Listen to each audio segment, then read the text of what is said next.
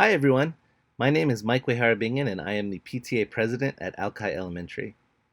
In the early spring of 2020, just as the pandemic was ramping up, I started to get very concerned about how it would worsen the impact of our state's severe lack of health professionals in schools.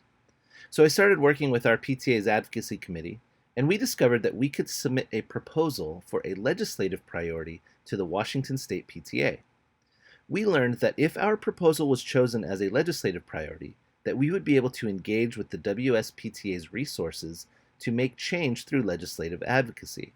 So we submitted a proposal to increase access to nursing, mental health, and social emotional learning staff.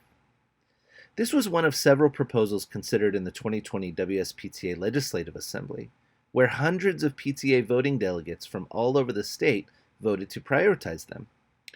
Our issue was chosen by these voters as WSPTA's #1 legislative priority for the next 2-year legislative cycle, and we have been engaged with the WSPTA advocacy team ever since. This has allowed us to testify in legislative committee hearings, using the strength of the WSPTA voice to get our message across.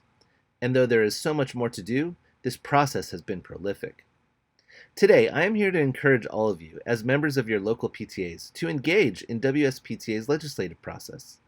Submitting an issue starts simply with filling out a few details in a form and just being ready to dive headfirst into the research of your issue. When we submitted our issue, a number of seasoned advocates in the WSPTA were right there to help us, knowing that we were new to the process and would need a little coaching. You don't need to be an expert in the legislative process, or even on your particular issue, to get the ball rolling.